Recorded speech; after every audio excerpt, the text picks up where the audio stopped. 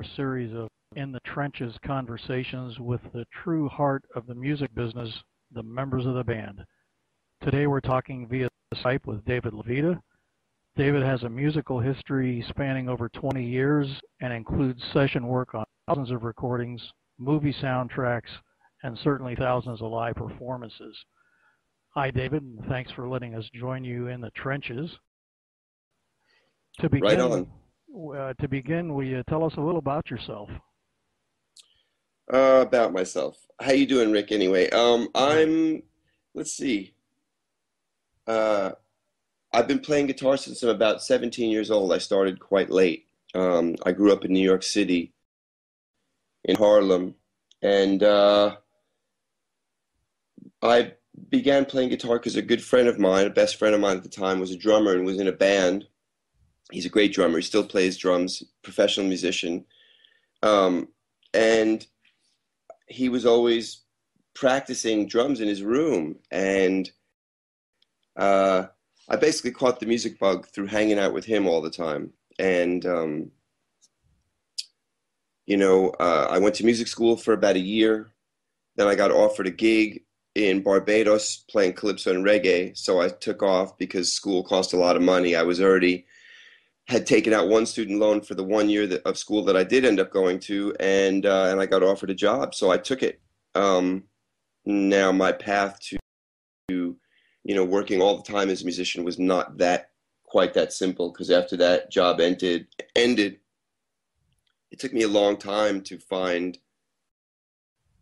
my path in this musical journey, and I'm still, as a musician, it's not like you're ever arrived anywhere, and it's it's not really like a 9-to-5 job where you sign on with a company for years and that's it, you're in.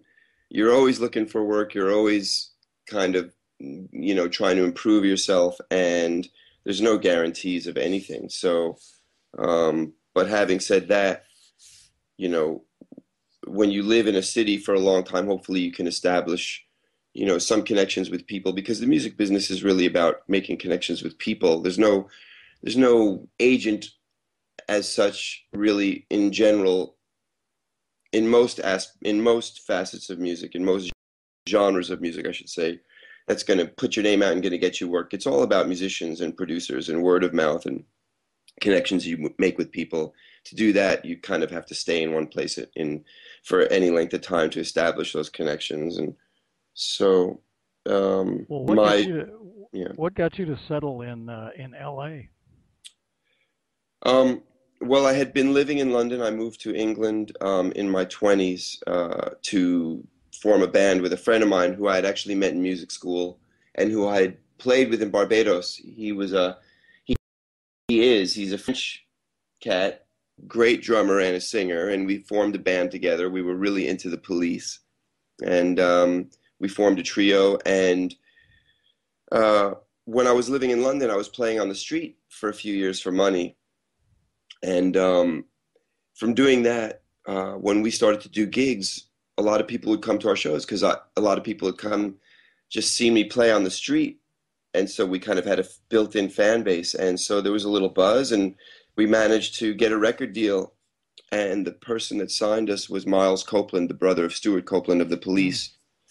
And he had a record label called IRS Records, which was one of the first true indie rock labels. I don't really know what indie means anymore, but back then it really did mean independent from the major record labels. Everything is independent these days because the music business has changed so much. But anyway, we were in one of his last signings, and he flew us to LA to make a record. I'd never been to California before. I stepped off the plane and I fell in love, and I had been in London long enough, and not being an English person, it was difficult for me to live there, to survive there. Not having really, belonging, not being a citizen of the country, was very tough. And plus, England's a tough place anyway. So I was ready for sunshine. And even though I grew up in New York City, LA just felt amazing to me, even though it was quite different from anything I'd known before. And the band broke up soon after we got signed and made a record, but I decided to stick around, and I'm still here. Okay. Do you remember your first instrument? yeah, my mother made me take piano lessons when I was a kid, which I liked playing piano, but I really thought my teacher was quite boring and, never really got excited about playing music because the music was always forced upon me, the choice of music, of what to learn. And it was always pretty sterile, standard, early classical stuff for kids, which is never very much fun unless you're really, have a natural bent for piano, which, I was okay, but I didn't fall in love with it. So that was my first, but I always loved music very much. My mother was a huge music lover and played some cello, but um, yeah, my first instrument was piano. Piano. Do you have a favorite comfort food that really Favorite does it comfort? for you? Yeah. That's funny. Uh, you know, Peanut butter probably has been Wow. always there. For whatever reason, I'll take it. Peanuts are kind of the thing for me. They're like a Okay. staple. If I had to live on peanuts and water for a while, I'm sure I could. I'm a man of What? simple pleasures. I like lots of other food, but that's kind of like if you talk about comfort food, that's kind Yeah. of it. Okay. Uh, I'm sure that with as much touring as you've done, you've had some funny things occur. You got any that you've come to mind that you might want to share? Funny things on tour. Let's see. Hmm. Well, I played. I don't know if this is considered comedic, but a pretty cool thing that happened was um, a while back for a long time. I used to play with Alanis Morissette, and she was asked to sing some Bob Dylan songs at the UK Rock and Roll Hall of Fame induction of Bob Dylan because he's always on the road and could not make the gig. So they asked her to do it. So we flew to England to do this show and play a couple of Dylan songs. And that year being inducted was Jimi Hendrix, The Kinks, The Who, uh, Pink Floyd. I can't remember who else. Those are who stick out. And so while we were setting up on stage, because it was a rotating stage, because they kept the concert going, they would have one act accepting awards while the other was setting up, getting ready to play to keep the flow like a concert.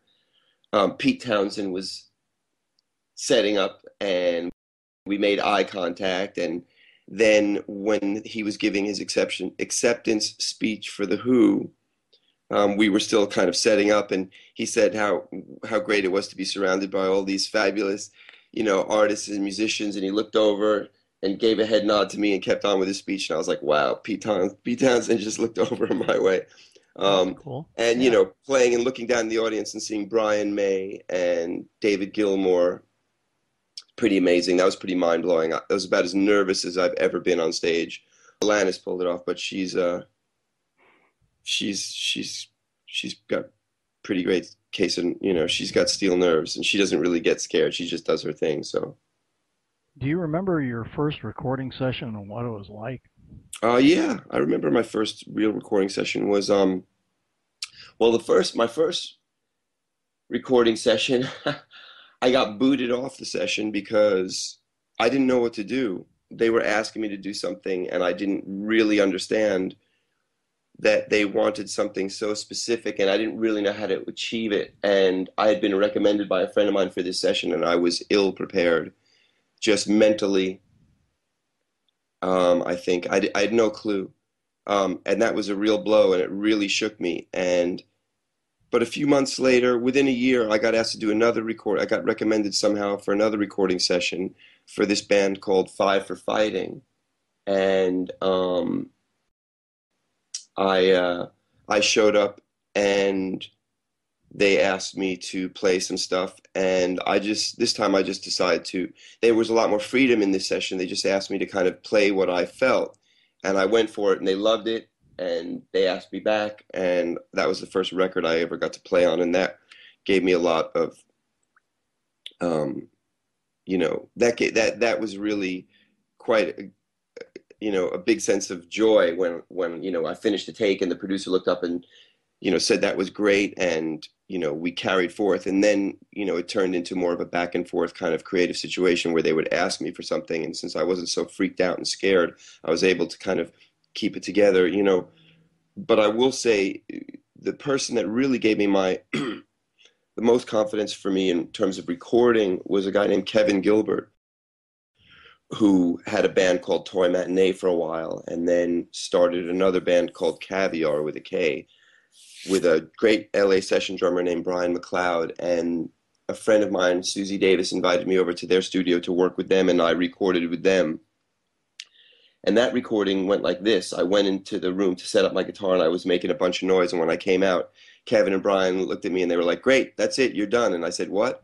And they had basically randomly put the track up while I was warming up without me having even heard the track. And somehow I managed to be in the right key, and they were able to use some of the stuff I had done. And it was my first introduction to random recording. But Kevin really, I subsequently went on to record a record with them for this band Caviar, and he taught me a lot about recording and really instilled a lot of confidence in me and gave me a real gift of music, of inspiration. Literally, almost, I know this sounds very metaphysical, but literally almost like a physical, being in his presence gave me a physical strength. And he passed away soon after that, but his spirit stayed with me. I mean, you ask anybody about him and anybody that worked with him, he touched a lot of people in his short life. I think he was 28 when he passed away, but you can go back and check out the records that he's done. He's quite a phenomenal musician, producer, engineer, mixer. So I got to say, those different experiences were really crucial for me. Well, great. What when you have spare time, what do you do? Hobbies, anything like that? Are you a surfer, skydiver, Not any of those spelunker? things. You know, first of all, I'm a dad, so my two daughters, I spend time with them. Um, and then I've taken up classical guitar in the past couple of years, and I'm trying to teach myself how to play classical guitar, which is a mountain in and of itself. It's a very difficult thing to do, especially for a rock and roll guitar player. So I've been doing that a lot. And I play chess a lot. I love Ah, chess. So okay. that's it. I'm pretty boring. Chess, No, classical it's guitar, kids. just one. What for you is the composition process like? I'm sure you've written things. Uh, Do um, do you come up with lyrics? Is it all instrumental? I've definitely Uh, never written lyrics. I don't have anything to say. You have to have something to say to write lyrics, and I don't really have anything to say. But and I'm always amazed at people that can write with words. I think it's a pretty incredible thing. But um, I've done a bunch of writing of different types for television. I've ghost written a lot on different TV shows, which I can't really name because that's part of the thing of being a ghostwriter. But suffice to say, like drama, things that were orchestral in nature and very little guitar. And that I kind of learned by the seat of my pants. And I basically had to put a composing rig together that allowed me to score with a computer and with orchestra. Um, and then I've worked on some films where I've written cues that were guitar and orchestra together. Um, and that process involves really paying attention to picture and dialogue, much different than writing a rock song. Then I've collaborated with people with, you know, lyricists or artists. And then for me, it's usually about rhythm. And in general, music for me and guitar playing is really about rhythm. Uh, you know, uh, I things tend to start from there, even on sessions.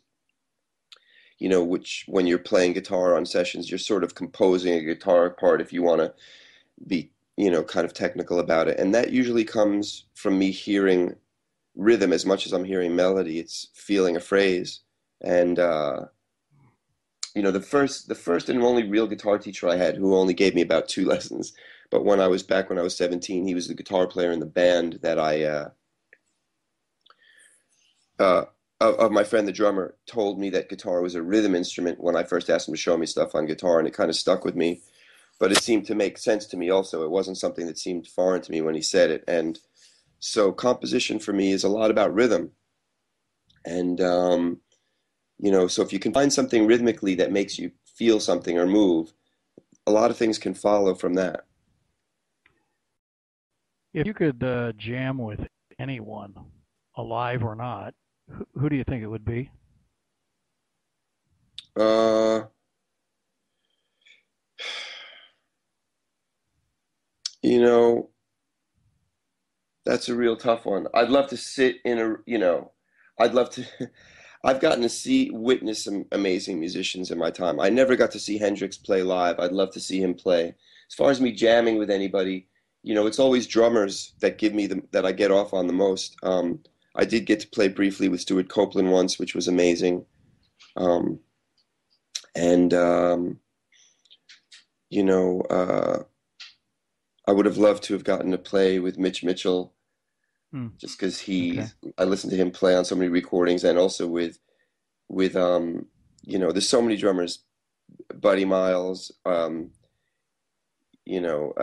Bernard Purdy, Steve Yeah, Gadd, and it's interesting that you settle in on drummers because I would suspect most guitar players would say a guitar player is well, who they would like to jam with, and that's I'd love to watch a guitar player play, but I'd be intimidated by most of my guitar heroes. I would just sit back and watch. And even drummers I'd be somewhat intimidated by, but I can grab onto a rhythm thing with a drummer and really get into something. And, so if I was going to jam with them, it would be most likely with, like I said, with a drummer, and drummers that come from the kind of funkier, groovier R&B school, like Steve Gadd and Bernard Purdy, and Mitch Mitchell, just because he's such a hero of mine, and Buddy Miles, both because they played with Jimmy and made so many great recordings with him.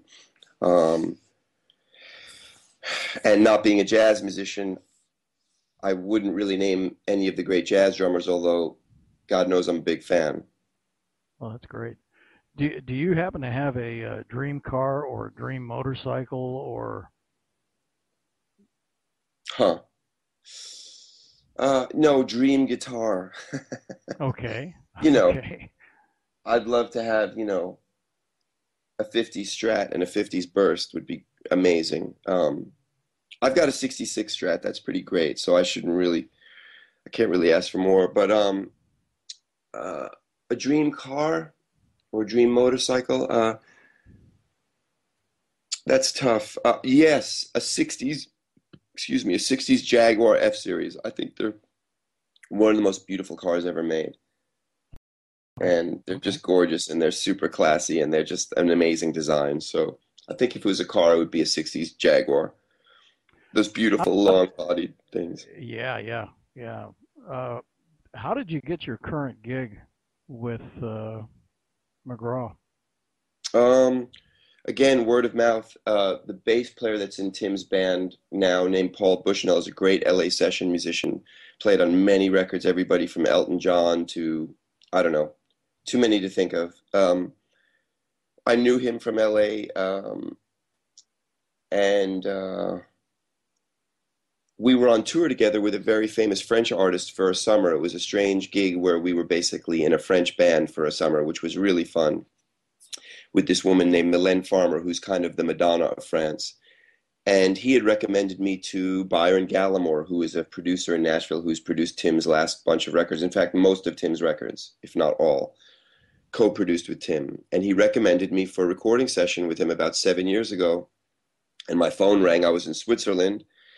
And it was Byron on the phone, asked me if I could come down. And I said, of course, I'd love to. But I explained to him that I wasn't a country guitar player and I'd never really played country music before. And he told me that didn't matter, that Paul had explained to him what I was about from a guitar standpoint. And when I got there, everybody was super cool. And the fact is it didn't really matter. Music is music. And, you know, I may not have the biggest country vocabulary, but modern country music has come around, so it's not quite as traditional as one might think. And so having a very strict diet of country licks is not the most important thing. And, I learned early on in doing recordings for people to kind of fake as many different things as you possibly could, because people are always asking you to sound like this or sound like that. So it's not like I had no experience doing that in the first place.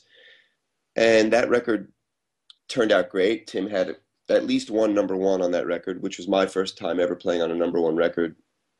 And we stayed in touch. He asked me to play on subsequent records since then. And then when he needed a few new band members, because him and a few of his old band members went their separate ways, he was kind enough to ask me, and that was that. So I was very lucky in So that. it is a networking thing from the very beginning, like you In this mentioned. case, I met through the recording process, which is a great way to get on a gig because then they already know everything about you, and so I was really allowed to kind of be myself on the gig as much as you're able to. You always have to conform to the music and make sure that you obey, you serve the music and the artist, because that's the most important thing and on sessions. But it's also important that you do what comes naturally to you. Otherwise, you're not going to sound good. So I was able to kind of be in a situation where I could do both things. And also, everybody in that band is so talented and so cool, and it really is a family kind of a thing. That yeah, Well, it's a having had the privilege of seeing you a few times in concert, you are definitely animated, and it seems like you're having way too much fun to be getting paid for it. ah, So don't tell what's anybody that. Don't what's your tell. version of what is it like performing on stage That's to you? well, with Tim, it is really high energy. The guy's got a lot of energy, and his audience in general, they're pretty amazing. And so I find out you get back what you give out, and Tim has always been very encouraging of me to just kind of let it out, and he brings this fire, so it comes quite naturally to kind of bring a lot of energy to the stage. When it's appropriate. There's songs and parts of the show that have to be very, still and emotional and all about like, just listening and not a lot of movement, but then there's plenty of opportunity there to rock out. It's rock and roll music. I mean, for crying out Right. loud. It's not, it's just rock and roll. I grew up on rock and roll. I grew up going to rock and roll shows. I'm from New York City. I grew up in a very high energy city. It kind of comes naturally to me. It's part of my DNA. So I am having a lot of fun. You're right. And don't tell anybody how much fun it is because, No, it shows. It shows, and you can hear it, you can see it. well, we're on Certainly. wireless ears and wireless guitar packs. So there's really no constriction. And since Tim has kind of allowed for freedom of movement within reason, as long as you're not upstaging him, as long as you're not like Right. running in front of him when he's trying to sing to people, he likes having energy on stage with him as well. So for me, it's quite simple. There's nothing tying me down. I don't have to worry about tripping over a cable. I have to only worry about tripping over my own feet and doing, being not being stupid about it. But I also enjoy, rocking out with my other bandmates and not being tied down to a cable or to a monitor on my side of the stage. I can really, really free to go and share the experience with different audience members, with Tim and other band members. And it's a great joy, especially when you're on a large stage like he is and you're spread far apart. If I just stood where it stayed in place most of the time, I think I'd end up feeling quite alienated and quite distant from the whole experience. And life's too short. And the Yeah. music calls for energy. If the music didn't call for it, I wouldn't do it. And everything comes from the artist's initiative. For instance, I toured for about a year with Rod Stewart, and I gave up a lot of energy on that show, but I did not do nearly the traversing of the stage that I do with Tim because Tim is much more sharing with the stage. He wants that, whereas Rod does not want people running back and forth across his stage. So I give up a lot of energy on that stage, much in a much more confined space because you know that was just appropriate. You have to do what's appropriate. The show dictates The certainly artist, the some artist, level. and the show. It Yeah, but all you're an comes down. artist, It David. all comes down to the artist. You're an The artist. artist is what's that? You're an artist. No, I'm not. I'm just. I'm just They may be the headliner, but no. That's no. not true. I'm a sideman. Okay. Okay. I am a sideman. I am there to be of service. I might have some artistry in my playing if I get lucky sometimes, but an artist to me is somebody that creates something, like tells a story or something. I'm there to support that. I'm a collaborator. I think I'm a collaborator, but uh, not in the World War II sense. Well, no, So uh, don't shoot me. okay, okay. Well, we've been talking with David Levita. He's in his home office in LA, Yeah, lots and of stars. whoa, Piano. okay. Eddie Harris Ah, your for all first who don't instrument. know, the great Eddie Harris and Les McCann. Signed by Les Ah, McCann. I bought this in Amoeba Music and I turned it over, and there was Les McCann had signed this album. wow. You guys look it up if you don't know who they are. Pretty great. Anyway, and of course Well, we we have appreciate. Homeboy here. Thanks. Yeah, we appreciate your taking the time and Well, have likewise. a good couple of shows. You got a few shows coming up, and then some break and some more shows. And like you described, that's the life of a musician. It's not a 9 to 5 Monday through Friday. So No, it's not, but it's the best. So well, thank you, Rick, for having me, and hey, I love your guitars, man. I know we haven't spoken much about them, but you guys make well, amazing guitars and we thank make you. picking them up. It's really fun, very exciting, and so I want to thank you for Okay, helping thanks an awful helping the lot. cause of guitar players.